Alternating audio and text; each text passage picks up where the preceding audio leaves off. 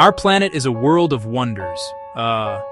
It is a single, interconnected web of life. For millennia, it has provided everything we have ever needed.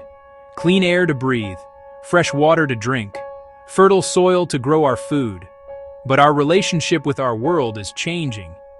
We have become so numerous and so powerful that we are now affecting the very systems that sustain us. It also calculates the area needed to absorb the waste we create, especially CO2 from fossil fuels. It is, in essence, our personal share of the planet's surface. This measurement gives us a clear, visual representation of our impact. It includes cropland for our bread and vegetables, pasture for our meat and dairy, forests that provide our timber and paper, oceans that yield our fish, land covered by our homes, land covered by our schools, land covered by our roads. The footprint shows that every choice we make connects to the natural world. It turns the abstract into a measurable quantity, expressed in global hectares. Measuring our impact on the planet might seem like an impossibly complex task. Yet scientists have developed a clear and comprehensive method to do so. They act like accountants for the Earth, carefully tracking our withdrawals from nature's bank. The process begins by adding up all the different types of productive land and sea on our planet.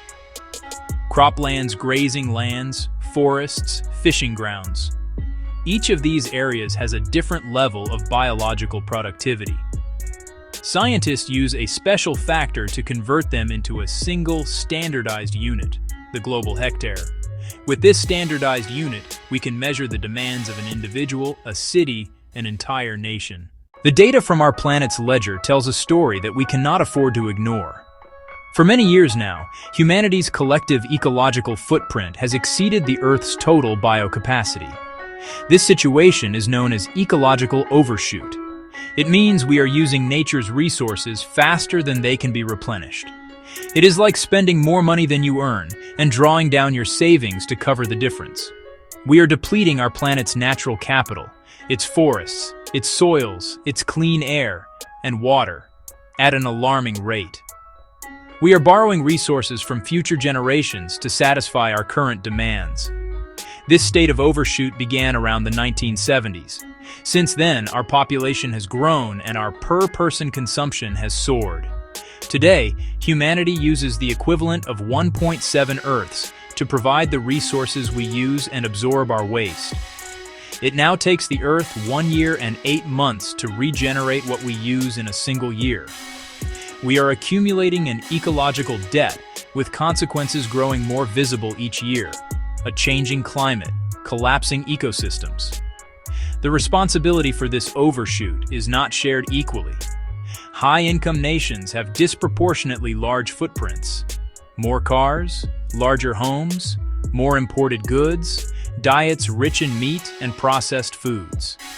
In contrast, many in lower-income countries live within sustainable limits, yet suffer most from degradation.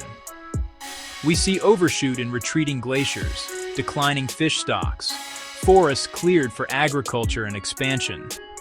These are not isolated incidents, but symptoms of a planet under immense pressure.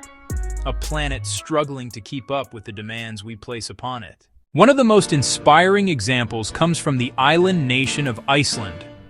Situated on the mid-Atlantic ridge, a hotspot of volcanic and geothermal activity, Iceland has learned to harness the immense power beneath its surface. Today, nearly 100% of its electricity is renewable. The majority comes from hydropower and geothermal power. Water channeled through turbines generates power without burning fossil fuels. Superheated water drives steam turbines. Remaining heat warms homes, businesses, even sidewalks in Reykjavik. Avoiding coal and oil for power and heat has sharply reduced carbon emissions. While transport and fleets still use fuel, overall impact per person is far lower than it would be. Farmers and communities are rediscovering sustainable ways to grow food. Shifting from monocultures to crop rotation and intercropping enriches the soil. Integrating trees and shrubs stabilizes soil, provides shade, and builds organic matter. Healthier soils retain more water, boosting resilience to drought. Abundant, healthy food with fewer artificial inputs lowers the farm's footprint. Local markets cut food miles, emissions, and reconnect people to land and seasons. Imagine a city embracing the circular economy. Items are kept in use, repaired, reused, and eventually recycled into new products. People save money, learn skills, and build community. Businesses designed for longevity and easy disassembly. Better transit and bike lanes cut congestion, pollution, and the city's carbon footprint. Comprehensive recycling and urban compost enrich parks and community gardens. By redesigning systems and habits, cities lower per-person footprints and waste. The scale of our global challenges can feel overwhelming, but we must not be discouraged. Change begins with each one of us, and schools are powerful places to start. The first step is to measure. Use an online calculator for energy, food, and waste. Create a student-led energy patrol and switch to efficient LED bulbs.